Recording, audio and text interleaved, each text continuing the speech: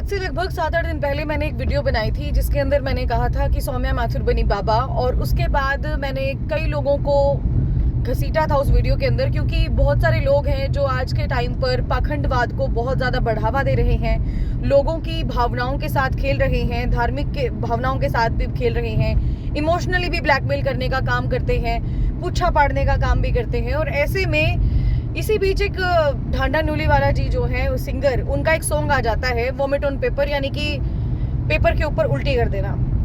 और उस सॉन्ग के अंदर बहुत सारे मुद्दे उठाए गए, लगभग 36 के करीब, जिसमें भ्रष्टाचार, बेरोजगारी और भी न जाने कौन कौन से मुद्दे।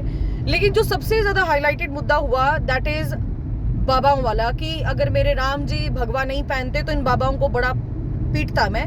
और ये बात इसीलिए बोली गई है क्योंकि सनातन धर्म में कहा गया है कि काम, क्रोध, लोभ, मोह, अहंकार, ये 5 चीजें छोड़कर ही एक बाबा बना जा सकता है। लेकिन आजकल के बाबा आप देखेंगे तो प्राइवेट जेट के अंदर तो घूमते हुए दिखाई देंगे, एलवी का वो बैग लेकर घूमेंगे, और इतने मतलब डेली के कपड़े बदल बदल के पहनेंगे, कभी सिल्क के, कभी लिनन के, कभी किसी चीज के, कभी किसी चीज के, और ऐसे ऐसे मतलब कपड़े जो अपने आप में बहुत महंगे कपड़े आते हैं।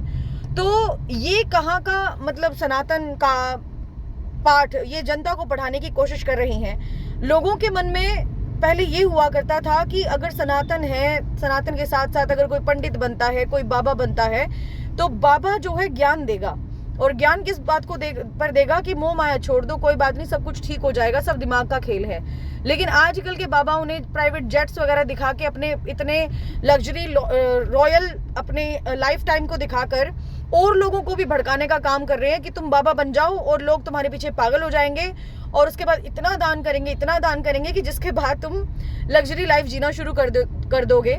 और उसके बाद जो छोटे मोटे केसेस तुम्हारे ऊपर होंगे उस तक तो तुम पहुंच ही नहीं पाओगे, क्योंकि पुलिस आप तक पहुंच नहीं पाएगी, क्योंकि बड़े बड़े राजनेताओं के साथ आपके कॉन्टैक्ट्स हो जाएंगे। कॉन्टैक्ट होने के बाद आप जो है सेफ हो जाएंगे, और कोई भी केस अगर आपके ऊपर होता है, चाहे वो रियल भी क्यों ना है, तो वो केस आपके ऊपर से हट जाएगा।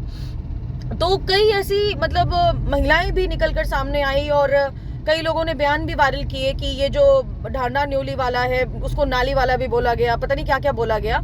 लेकिन वो तो एक रियलिटी दिखाने की कोशिश कर रही है कि आखिर हमारे इंडिया के अंदर क्या चल रहा है। और मैं तो पूरा उनको सपोर्ट करती हूँ भाई। लिटरली उन्होंने जो चीजें आज के समय में, एक पत्रकार कहते टाइम भी डरता है, एक आम इंसान, कोई भी व्यक्ति सरकार के सामने बोलने के लिए या फिर सरकार के खिलाफ बोलने के लिए पछताता है, या फिर पछतावा इसीलिए क्योंकि पहले बयान दे देगा, बयान देने के बाद वो पुलिस या फिर सरकार की नजरों में आएगा, और नजरों में आने के बाद तो आपको पता ही है कि क्या कुछ उसके साथ किया जाता है। तो ऐसे में ढांडा नोली वाला ने एक नया तरीका निकाला कि गाने के थ्रू जो है इन लोगों को सबक सिखाया जाए। और सबक कैसा, वो गाना आप लोगों ने सुन ही लिया होगा। और अब मैं तो इतना ही कहूंगी कि उन्हीं बाबाओं को मिर्ची लग रही है जो पाखंडवाद को बढ़ावा दे रहे हैं, जिन्होंने ना तो कोई सिद्धि प्राप्त की, ना उन्होंने कोई स्टडी की, ना उनके गुरु का किसी को पता, और कहाँ से वो आए हैं, क्या उनका बैकग्राउंड है। सिर्फ भगवा धारण कर लेते हैं, लोगों के सामने पाखंड करते हैं मोटी मोटी।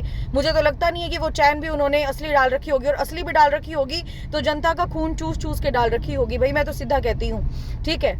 और जो वही बात है कि जिसने नींव अपनी इतनी कहते हैं कि गहरी बना रखी है और मजबूती के साथ बना रखी है, तो उसको कोई हिला नहीं सकता। लेकिन जिसकी नींव ना होना, तो वो ऐसे ही फड़फड़ाता है, जैसे आजकल सोशल मीडिया पे कई बाबा और बाबीज फड़फड़ा रही हैं। बाकी हम तो फुल सपोर्ट कर रहे हैं ढांडा न्योली वाला को, और बहुत अच्छा गाना बनाया है, बहुत जबरदस्त गाना बनाया है। इसी प्रकार से आप लगे रहो, और हम आपके सपोर्ट के अंदर हैं, पूरा यूथ आपके सपोर्ट के अंदर है, और पोल खोल के रख दी है। और जो भड़क रहे हैं ना आपके इसके सॉन्ग के ऊपर, तो सोच लो कि वो लोग कहते हैं ना, चोर की दाढ़ी में तिनके वाली बात है। बाकी वीडियो देखने के बाद आपका क्या मानना है ये आप जरूर बताइएगा। Thank you so much everyone for watching this video.